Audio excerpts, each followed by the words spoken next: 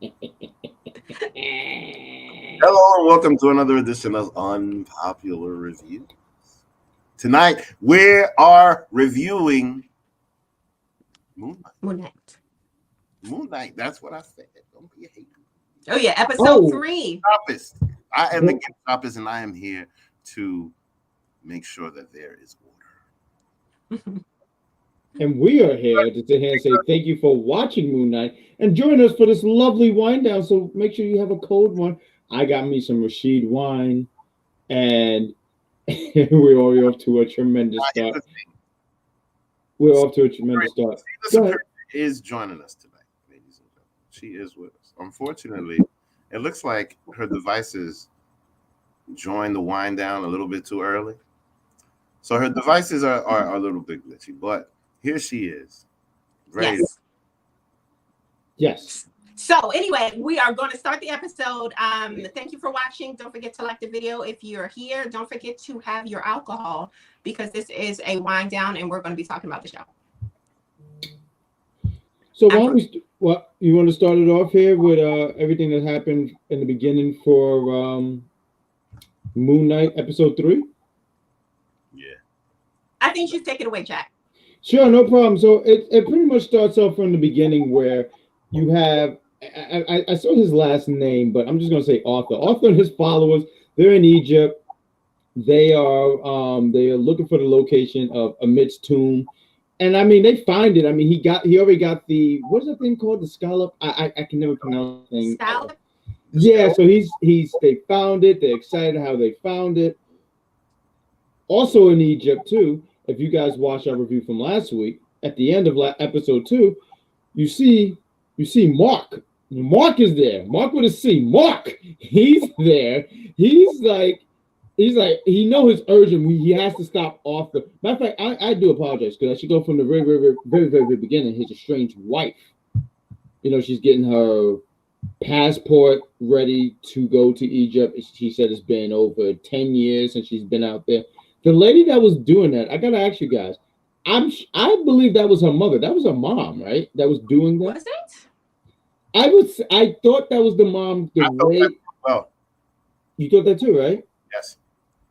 Yeah, it was something about the way she was saying, sweetie, and your father would have felt this kind of way. So there was obviously this connection. I just wanted to bring that out because I just thought that was an important element there to throw out. So, like I mentioned before, Arthur's going for Ammit. He's looking for this tomb. And Marc is just all business, man. He is just running down. I mean, what did you guys, I don't want to go too far, but what did you guys think about this Marc running and his scene?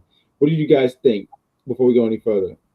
I thought it was edited really well. Like you thought it was something else was happening, but it was actually like he was running and we see him on the roof, but we cut away to this other gentleman who's also, I guess on the roof, and we see him get stabbed, and the way it was shot, it made it look like, oh, could it have been Marc? Was Marc stabbed? Oh my goodness. I thought it was just edited really well. And him, like the fight that breaks out afterwards was really cool. We got to see, not just Moon Knight fight. We got to see Marc fighting, without the suit on. So we can kind of see that he's actually badass with or without the suit. So I thought that was cool. And during the fight scene on the roof, right? He's kicking everybody butt, right? Oh, for sure. He's got the machete out. He's got it about right at the dude's neck. And you see Steven comes in the reflection. Steven's like, don't do it, bruh. Don't do it. Steven really made me mad. Matter of fact, gift shop is, why don't you take over and then I'll put my thoughts. Hey, everybody in chat. We see you guys. Well, go ahead, gift shoppers. In my opinion, it was really interesting how they just kept switching. My favorite part was just when Steven came in, he was in the suit, and all of a sudden got hit with the spears, and then he's like, "All right, take the body back, take the body back." Oh, that was so far there in, but no, Steven kind of got on my nerve on this episode. Now, don't get me wrong, I understand that he wanted his body back because he didn't ask for any of this stuff. I got it, but dude, you're in a melee, and all of a sudden you're like, "I want my body." When he was fighting those bandits, and one of them was a kid, and one of them, and he's in the knife. He says, "Come on, Marc, don't do it. Don't do it, Marc." And then Marc gets stabbed, and then I think when he gets stabbed, that's when he goes through that that phase. Yeah, the flicker thing.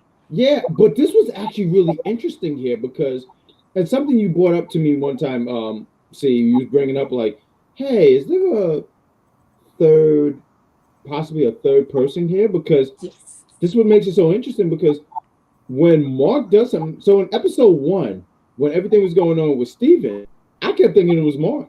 I said, oh, Mark is doing all this damage. He's killing dudes. He's like slicing them, blood all over the place. Disney's in this saying, like, I don't know about this one because, Disney's funny about their blood. But here it is. It's like Mark's in this saying, "Yo, Steven, what?" And no one in their right mind thought Steven had anything to do with this. Like, right? How he gonna ask Steven what did he do? You know, goddamn well it wasn't Steven that done killed all. It wasn't Steven Gump. I'm sorry. Yeah, it wasn't the Gump. It was someone else. So yeah, pretty much they kind of been flickering in and out, similar to what will happen in the first episode. It will just they'll be in danger, flicker out, flicker back in, and like there's bodies scattered around. And I think honestly that's a really smart way to show his condition, and it's also a smart way to keep the ratings down because you get to the sense of violence without actually showing the blood and everything like that. That's a smart way to keep it like PG-13, like Disney likes to do. But right, they're on the mountaintops. They got one guy, and Khonshu, the Egyptian god, he's like, oh yeah, hang him off the side of the cliff. He's gonna talk, And Mark is like, he's just a kid. I'm not about to do this to him. But Khonshu was like, he'll talk, in his British accent. He'll talk. No, he sounded like Bane. He's just like, he'll talk. I was like, what? So thanks for watching, Damien. Hey, Damien, what up, bro? Whoop, whoop. So yeah, he hangs the young kid over the cliff by his tie, I guess. Yeah, it was like a handkerchief or something like that. But you got it. Go ahead. Yeah, asking him pretty much where is Arthur in the tomb of Ammit or whatever the goddess that Arthur kind of worships. And instead of telling him, he pretty much says, "All hail Ammit," and chops the tie and like falls to his death. And yeah, very shocking, very surprising, but it is what it is. And Khonshu, I mean, this guy is just so cold. He said, "I thought he would talk." Like the way he was sitting on the edge, he sat on the edge like, "I thought he would talk." I didn't know. I'm not gonna lie, he would talk too. Well, technically, he did talk. He just didn't give information. He didn't give him the information. That's all. He did talk because he did technically said "Hell Hydra" and then fell to his doom. So after Duke falls to his death, right? Mark goes to this whole thing where he's, like we said, accusing Steven of doing certain things, of messing it up. And Steve was like, it wasn't me, I didn't do anything. So Mark goes into the city proper of Egypt, I guess Cairo or something like that, because now they are on the hunt really for Arthur. They don't know where to start. So they're like, let's go in the city, see if we can collect some clues, right?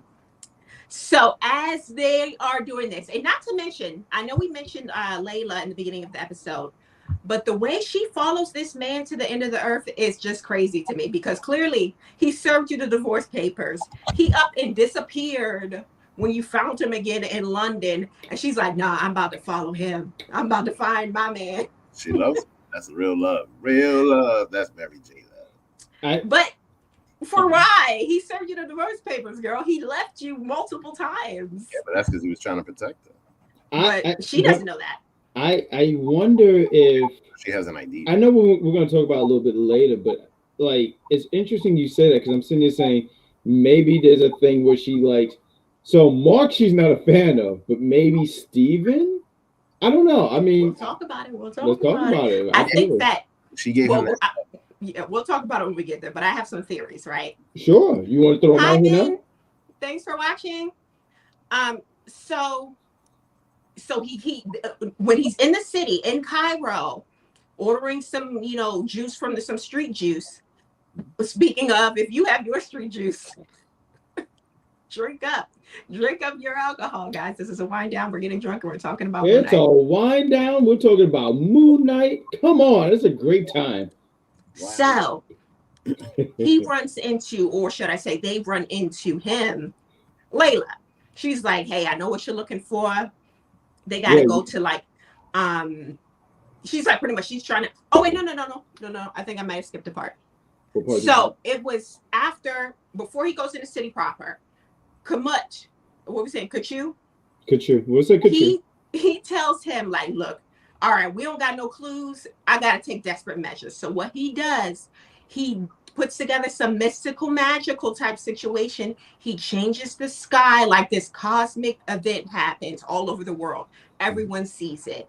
At which point, this is what he did it for, because the other gods, they're like, nah, bro. It got their attention. Yeah, he got their attention. Yep. So he's telling Marc that, okay, now they're gathering their avatars and we'll all meet. And he's like, okay, Marc is like, I thought all the avatars were scattered all over the world. How are we all going to all meet?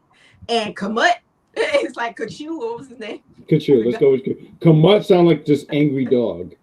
Yeah, Kamut. I was like, who's Kamut? It sounds like someone who worked with Dick Dastardly. So he was like, oh yeah, there's a portal that will, take everyone to one spot. And Marc's like, where's my portal then? And then next thing we know, in the walls, in the corner, opens up a portal, right?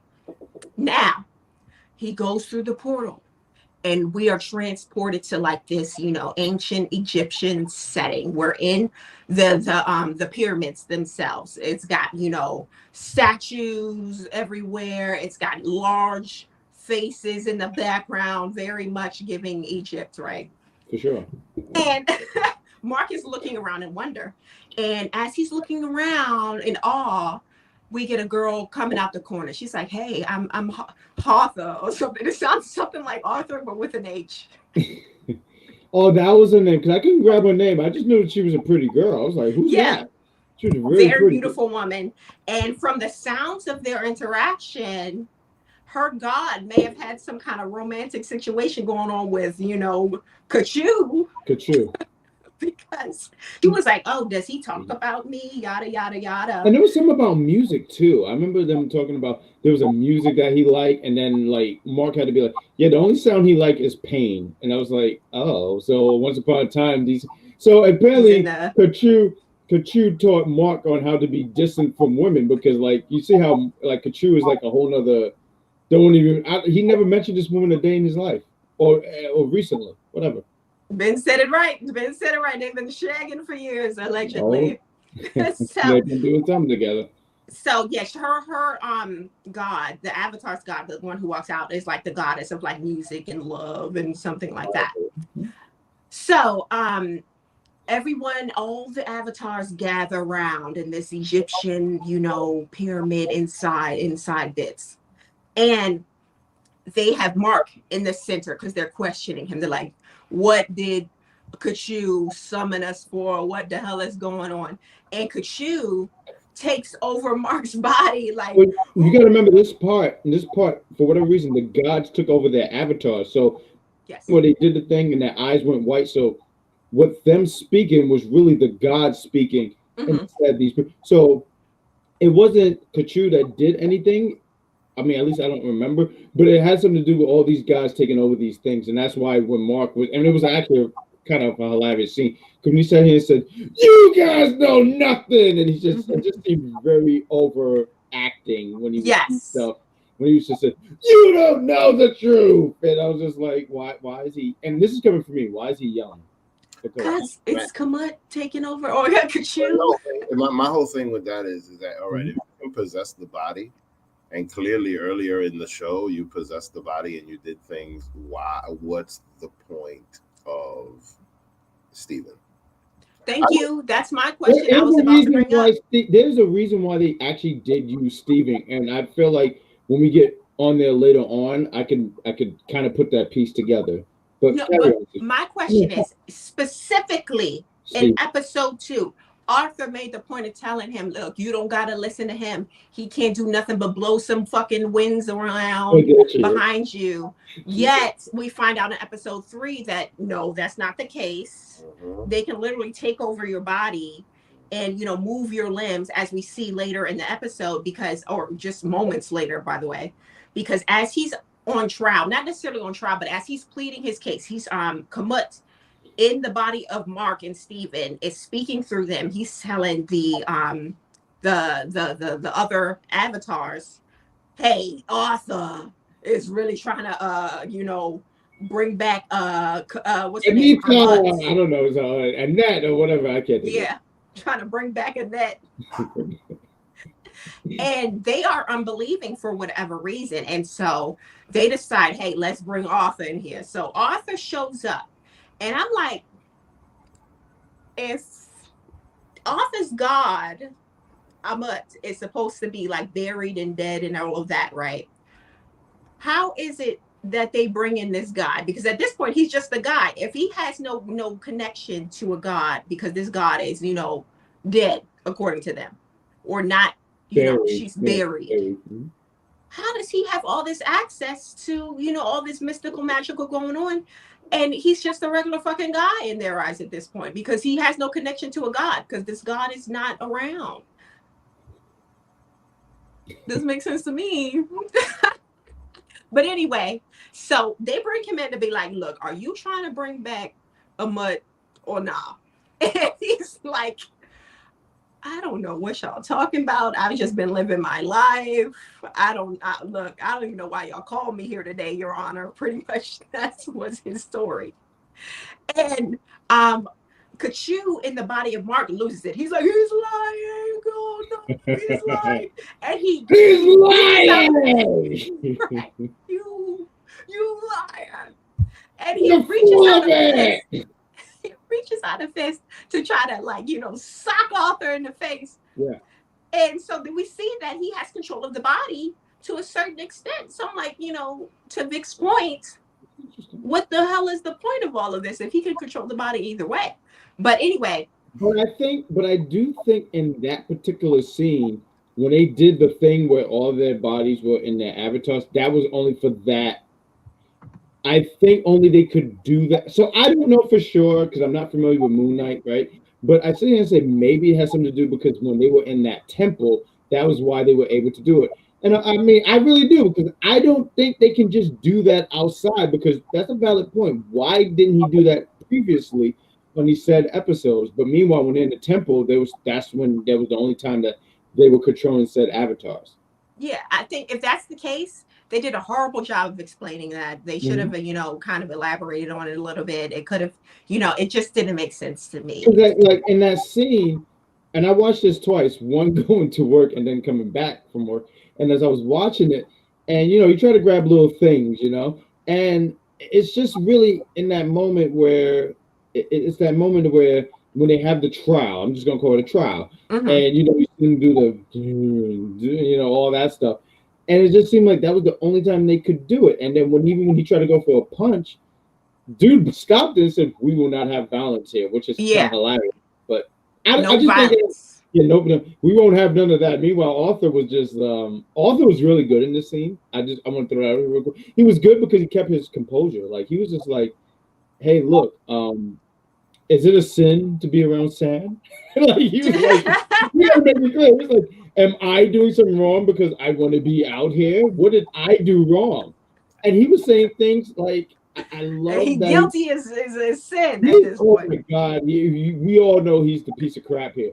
But I love that he kept his composure. Like he said something in the episode, you pointed this out, episode 2, how like if Kashu don't get his way, he flips stuff over, he's blowing stuff over. And it's hilarious because he's like a child. But he's like, I know how I can get to you by just saying the simplest things of simply saying, he's abusing this man like he abused me. He's, all these personalities in this guy. We don't know what personality this guy got. I mean, he was saying oh my goodness. And even when Chu went through a punch, I mean, I just thought Arthur was really good. I wanted to give him some spotlight there. Facts. He was definitely turned the tables because they brought him in to question him. Meanwhile, as soon as he did that, he kind of shifted focus over to Mark. He's telling the whole trial, the avatars, like, yo, Kachu done got this crazy man, don't even know who the hell he is. He's like, he's got birth certificates in this name, you know, He's married underneath this name. Yes. And so he kind of brought it into question, like, this guy's just crazy. That's why he's, you know, accusing me of things I did not do. But we know what's really going on, because early in the episode, he was literally telling the whole crew to dig for Ammit. So. But they still don't know where Ammit is. No. So yeah, so they asked Marc, they're like, look, we need to speak to Marc. So Marc takes over the body. They ask him, like, look, are you insane? And it's like, what is he supposed to say at that point? But he does say, yeah, there's something wrong with me, but it doesn't change the fact that Arthur's a bad guy. But they don't believe him, pretty much. So at a long story short, they kind of like they ended the trial. They're like, look, leave Arthur alone. Arthur, leave you alone. That's it. Wait, I don't think that. No, there's a Princess Katana here. There's a lady that does believe. You know, there is the little love interest, who I believe is the love interest of Kachu. She comes and says, "Hey, look, if you're really trying to find where Ammit is buried, to make sure you know everything's on the up and up. No one knows where her body is except for one guy who was charged with knowing, just in case they change their mind about, you know, letting her be buried." So she pretty much gives Marc, like, you know, the hint, wink, wink, telling him that, yo, the body of, or the mummy of the guy who knows is his mummy's been sold on the black market. But if you can find it, you can figure out the location of, you know, Ammit. So he leaves the pyramids from the inside. This is when he goes into the city proper of Egypt, in Cairo. And it was at this point that old crazy Layla, who, you know, almost fatal attraction at this point, because girl, get your life. Layla was phenomenal here. Carry on. Layla's a little crazy. A little crazy. Well, let that man go. Let that man go. But she refuses. She's like, look, we said until death. Marc, that's what it means. Let Marc go. Marc is the worst. No, I agree. Now, Steven. I don't know what Marc is putting down. Marc put down something. I'm telling you, Marc put down something, because old girl is hooked up. Facts. She is matized. She is a wild type. So anyway, she finds him in the city. And he tells her, he spills all the beans, like, look, I gotta find the black market of this mummy. And apparently she has some kind of sketchy past, because she knows all the sketch going on in the city, right? Maybe she's an artist. She's something. She's something that's not quite on the up and ups, because she knows where to go. She's like, all right, bet, follow me, right? Next thing we know, they're on like this I guess booze boat. They're on this boat going across the water, talking about, hey, you know, this is where, you know, we had or pretty much reminiscing on the past. Well, you know what it was? When they were on there, they had a moment because she was talking about, why didn't you tell me about Steven? Now maybe we could have worked things out and stuff. And I think that was later on. But I know on that boat, there was some kind of music playing. And it was like, Marc even said, wow, I haven't heard this music since our wedding. Yes. And you see her like, yeah, and you said that. And you see her like really get like, yeah. And then I think that's when she broke down the whole, like, why didn't you tell me all this other stuff? And he's so cold. I mean, I feel like there's a later point in the episode where he's a lot more colder. And I'm like, wow, he's just. And granted, I get what you were saying, gift shoppers, where he's like, well, he's just trying to protect her, but it just doesn't come off that way. It's coming across as, you know, cold-blooded, and she's still in love with this man. To be honest with you, I think because of his situation, I think he kind of like, because like, and man, it comes out a little bit later, right? But it's kind of revealed that he's not always fully honest with her. Mm-hmm. And I think that part of that is because he kind of doesn't. I think he looks at her like she's better than him, like he's not worthy, type of thing. Mm-hmm. I can see that. And then she loves him so much, and then he keeps just like pushing her away. Mm-hmm. But I mean, I got a feeling that. Look, you know what? Yeah, you see me. All right, let me shut up because you see so this girl is hilarious. they get They get to the port where her little connect is, her little black market connect. And apparently he is like, rolling in the dough. He's out. He's got his own little setup. He collects, ancient artifacts. And that's why she, decided to go to him, because she's like, he has the goods. So she's like telling Mark, we got to have a story. They're saying, hey, we're going to pretend to be married. She gives a fake name for Mark. She says his name was like Rufus or something like that, something along those lines. Yeah. I forgot what it was. But yeah. And they want to see the mummy. So the dude is more accepting of Layla than he is of Mark at this point. He's looking at Mark kind of sketchy, but he's like, I guess he's trying to hit with Layla, or apparently was in the past, because he's more open to Layla than he is to Mark. Yeah, well, that's most guys. Yeah, you see the girl, you're like, oh, hey, what's going on, beautiful? How are you? Who's this? Right, who's this guy? Bailey didn't even want to shake Mark's hand after she introduced him as her husband. Well, to be fair, this was definitely after 2020, so I would be scared shaking anyone's hand after the facts. He had good reason. He's trying to stay COVID free. Yeah, it was his best bet was to do like this. Yes, that's exactly what he did. Faked him out. So yeah, he's rich, and unfortunately this is the actor who passed away shortly after filming this, so rest in peace to him. But so he does end up showing both Mark and Layla the location of the mummy that he has, and it's not far. It's literally like right 2 steps away from them, right? No. And he lets them go in there and look at it by themselves. So they're in there looking at it. And Layla's like, just give the body to Stephen, because you don't know what you're doing. And Stephen is an expert at this, right? Because it's all these hieroglyphics and stuff they have to decode. But Mark is hesitant to give over the body. He's like, I got this, right? Messing up everything. He don't know how to read nothing, just in the way. So Stephen is looking down at them in the reflection, directions. Yeah, right, trying to tell them, hey, this and don't do that, don't do that, because it's in like this glass temple almost.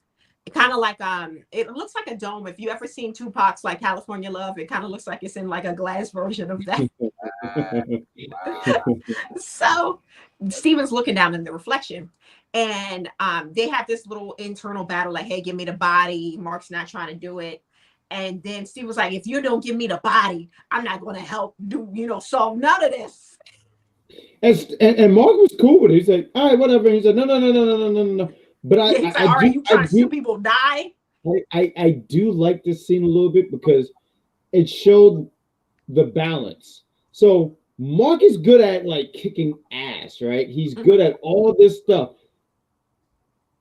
But when it comes to this Egyptian reading, clearly he knew what to do. And he even got frustrated. I don't think it was this actual scene. It was, the next, like a few scenes after. But you see how easily frustrated he gets with it. Meanwhile,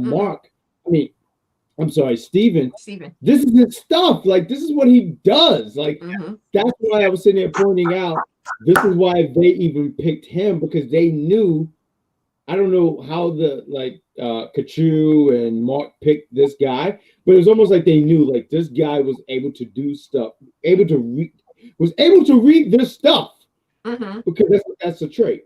But carry on. I digress. Wait. Go ahead. What I liked about that scene, I didn't realize that part. I just liked how he didn't say anything to nobody. He was real quick and just like, all right, pop. This is where Stephen showed his BDE. That's where. See? Like, there you go. And then, but then the reaction. Oh my God. So Stephen does tell him what to do. He's like, look, take this, fold this here, yada, yada, yada. Meanwhile, Layla's out stalling with the guy, with the black market guy.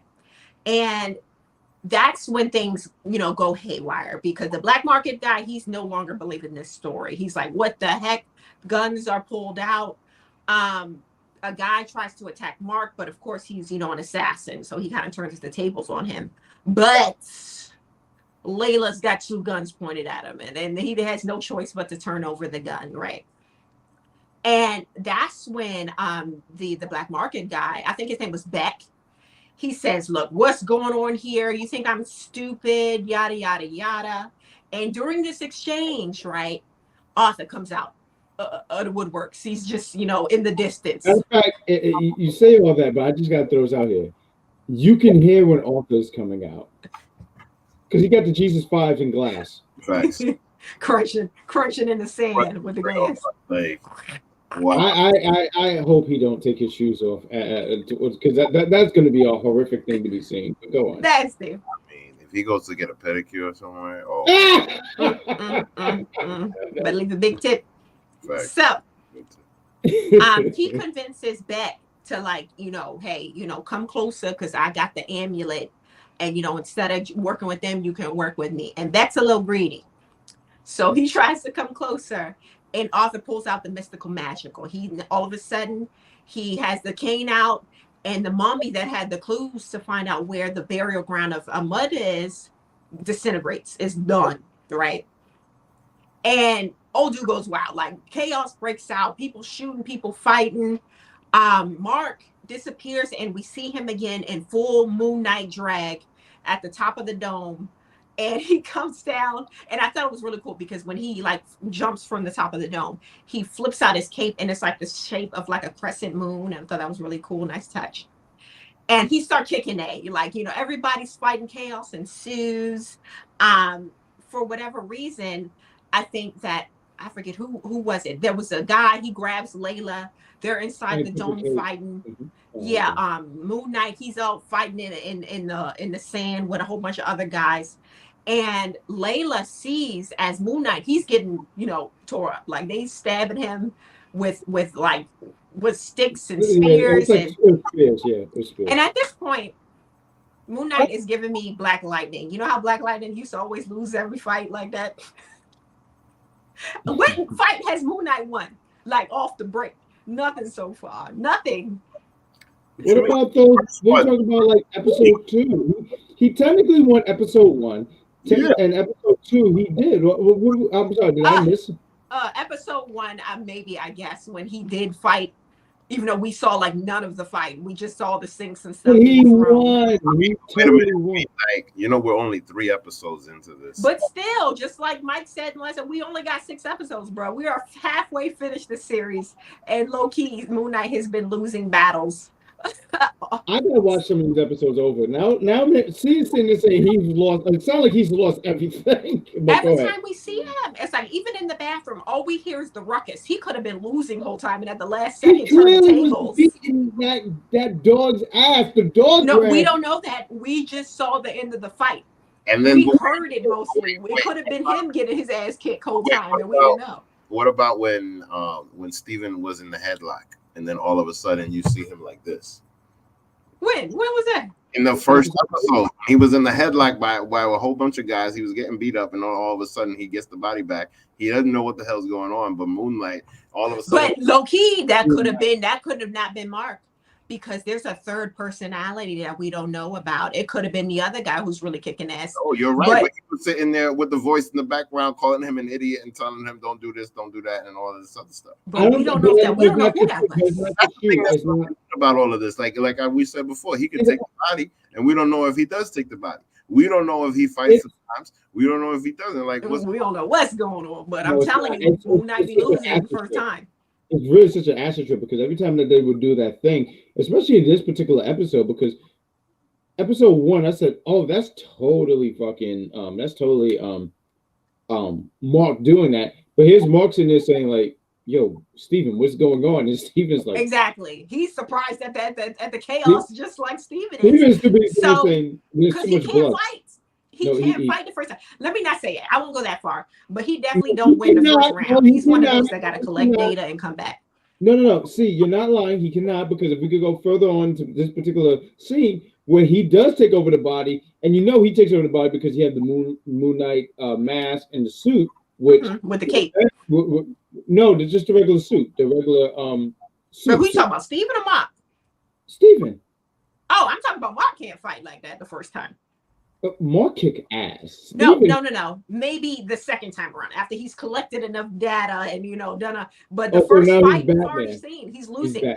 He's Batman. Because he's Batman. He loses the first round because these regular humans, mind you, bodyguards are kicking his ass. They stabbing him through with spears, and he has some kind of like Deadpool-esque healing ability, right? Because it's not really taking him out, but it is slowing him down. That's interesting. And there's maybe like 4 and they taking him out. Like he's pinned to the point, like he can't move with all these spears into the ground. And it was only after Layla went full Black Widow on this one security guard. She ripped off the necklace, used it to like stab him through, grabs a gun, hops a fence, shoots a guy at mid as he's like galloping on a horse, like she has like Hawkeye like vision. It was very. She's kicking more aid than Moon Knight. She was kicking ass. She's coming across like Kate Brewster. She's something because Moon Knight was struggling.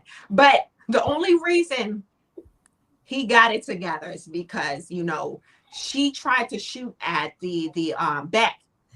And Beck kind of got the better of her. He gets up on a horse. She's kind of like laid out in between both Beck and Moon Knight. Moon Knight sees that, he's about to come after my bitch. So he breaks off the spears, fights off the 4 guys, right? And as Beck is galloping towards her on a horse, because he's on a horse and he's got a spear like, back in the day. Medieval times. Yeah, medieval times, right. And Moon Knight's running regular speed. I don't think he has like peak human speed. He looking like he's running like me out there. He gets to Kate, gets her out the way, and like he uses the little moon crest on his suit, throws it like a baton, boomerang. Yeah, and gets Beck's dead. Now, yeah, because you don't even hear from him after that. You hear the yeah, done. But in between those things, we did get a flash, like Vic was talking about earlier, of when Steven tries to take control of the body. He's in Moon Daddy's suit, and he can't take it. He's getting stabbed through. He's like, no, take I love this. This is great. He said, Marc, take the body. Marc. After begging for the body. Marc. About to get your cheeks clapped. Time out, everyone. Time out. Okay, take the body. What? Time out. What the hell? What do you think this is? I feel like I should sue this guy because he stole my gimmick. This guy was screaming for Marc so badly. Marc, I need help. Marc, I'm getting hurt. Marc. And the way he was getting stabbed too, Steven was like, I'm not useless because I'm a gift sharpist. Marc. Right. And so he took over. But anyway, long story short, they did make it out of there. They gathered the scraps that was left over from the mummy that disintegrated because of Arthur. And they kind of make their way. They're like, okay, what are we going to do? I have no idea. What the fuck? And Layla, again, is begging for Steven. She's like, please give Steven the body because he knows about this, right? This is his thing. So eventually, begrudgingly, Marc hands over the body to Steven. Steven, like, takes the scraps and makes magic out of it pretty much. He puts it together. He tells her this story about how the Egyptians were our first navigators. They didn't have any landmarks in the desert, so they used the stars and the sun. This really almost romantic story, Did you see how she looked at him? And I don't blame her. Like I said, Steven is the man to rub your feet. She's literally attention starved from Marc. Marc gives her no attention. Steven is looking at her like the goddess that she is. And she's like, ooh, I like this bit of attention that Steven is showing me. He's looking at me like he loves me, where Marc doesn't even want to look in my direction. So I don't blame her. If she, gets her little moon daddy, good for her. And it's the same guy. It's the same guy. So she's not even cheating. She don't gotta go. She's not cheating. Right. All you gotta do is Marc gotta put it down. I mean, yeah. It's a loophole. But the way he was staring at her, or like he was literally like staring in her eyes, like he was smitten. And I don't blame her if she takes it there because good for her. To back, we were transported to where the avatars are in the mall. Look at Vince Becker. Yeah. In the gift shop. What is that? Is that that looks like a Nintendo store? Is that a Nintendo That's store? a gift shop. Look at the robes in the corner. Yeah, no, I do see a robe. That's dope as hell. No, that's cool. That's cool as hell. So pretty much they were able to determine that, hey, these dots in this rags are coordinates, but because the stars aren't in the same placement, they couldn't really put it together. So that's when Kachu comes out. He's like, all right, bet, I know what I gotta do. Right. And he tells Steven, he says, when they imprison me, tell Marc to release me, right? I'm laughing because I can almost imagine Marc like, look, I really don't want to go through all this shit, but carry on. Thank you. That's why I'm like, if he's imprisoned, that's literally all of Marc's problem solved at this point. Matter of fact, I do want to say, Layla.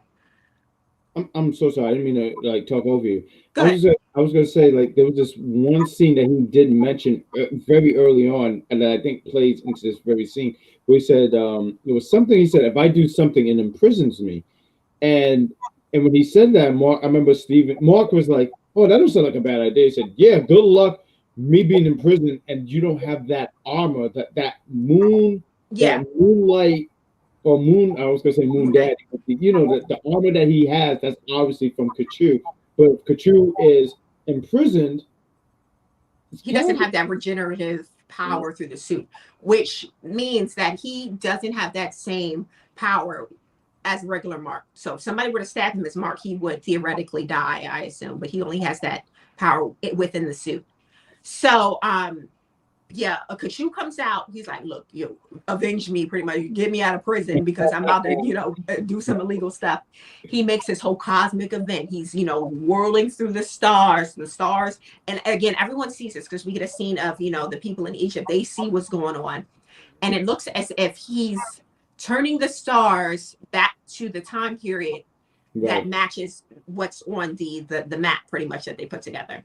Right. So, yeah, it reverses back to the night so that they can kind of find the coordinates.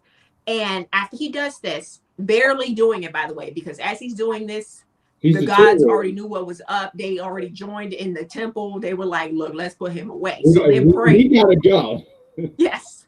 They're praying him into jail. They have this statue, and the more they pray, the more the statue comes together. Praying him to jail. Lock him up. Yep. He gotta go. This guy's a menace to the gods. So yeah, as his little doll is like forming, he's weakening in real life and kind of, being trapped inside of this statue. But he, lasted just in the nick of time because they got the coordinates. He's gone. And I think that was the end of the episode, guys. They know where the burial ground is at this point. It was he's taken out. Marc and Steven are just out unconscious, and you have Arthur, who did, like you said, everyone in Egypt saw it, but Arthur, who saw it, he was like, you caused this on yourself, Kachu. And as everything's happening, and once, like you said, once he's in that jail or tombstone, however you want to word it, Arthur has that conversation with him, and he makes it clear, like, you made me who I am. There was that conversation where he was like, there was he I forgot what he said, but he was like, everything that happened, I'm gonna do what you couldn't do, and I'm going to everything that you did, I'm going to do, and I'm going to be way better. I just wanted to throw that piece out because I just thought that was important, and that's what leads into episode 4, and I can't wait to review it with you guys next week. Well, as far as this episode goes, right? Sure. I think this is probably the weakest of the 3. Like, I didn't like this one as much as I liked the first 2. I think it was just a lot going on. I think it was just too much to take in. The action scenes were a little underwhelming for me. But I'm still here for the series. Like, I still want to know what happens. But I hope that episode 4 kind of picks up more, like it picks up to the same steam that 2 and 1 had, because 3 wasn't doing it for me. Episode 3 wasn't doing it for me. But yes. Well, for me, I'm this left me curious. Why? Because this episode was all over the place. So I'm still curious as to what's going to go on now. From the setup, from what I see, I have a feeling that episode 4 is going to be Steven heavy. Because now at the point with the powers gone, I have no idea how the hell they're going to switch back and forth. I'm curious to see if Marc is even going to be around. I'm curious to see how that whole dynamic even works out. How they switch the bodies back and forth. If the Birdman is if he's even in control of that, or if he's part of that, or how that whole thing works. It's just like I feel like they added too much. It feels very much like the Terminator movie that we just reviewed that has all this extra crap for no reason. You know what I mean? Like it just feels that way, but I could be wrong because for the most part, I feel like this is a setup for the next day. Because there's always I feel like with Marvel, there's like a little roller coaster, right? Like first you go up a little bit and then you go down, and then all of a sudden, Job, and everybody's like, yo! And it's like a red wedding kind of reaction, you know, where it's like slow and then all of a sudden, everybody dies. Oh, what? You know what I mean? That's what I think is coming. So we'll see. Yeah. What do you think, Jay? I didn't hate this episode, but I do get what you mean, like how episode 1 and 2 was away, and then you're like, oh, 3 was kind of like this, like you hit a brick wall. I feel like 4 and 5 is definitely going to pick up, and I feel like now hearing how, like how you mentioned, gift shoppers, like this is, and which is cool. I don't mind every episode is one is Steven, one is Marc, because I think they both complement each other. And this episode, I think Steven was big time complimented in this episode because, you know, we make the joke how Steven, you hear him, he's like, oh, it's the loser, right? You kind of roll your eyes like this loser. The idiot. Right? The idiot. But he really had his moment in the sun when he had to put all this Egyptian like puzzle together because Marc couldn't do it. And I felt like this was the episode where it was clear to me, as good as Marc is, Marc comes off as the guy like smooth and all that stuff, but he easily gets frustrated. He's easily frustrated. Meanwhile, Steven was able to be like, oh, well, jolly old mate, I could be able to do this and whatnot. So good on Oscar for being able to play 2, maybe 3 roles. 3, because I mean, and obviously they haven't said anything, but the clues are there. Oh yeah, so I didn't hate this episode. I'm here for the rest of the season, obviously. So yeah. But you know what? You know what's interesting about that though? Sure. That actor is amazing. Why? Because 3 episodes in, we already feel.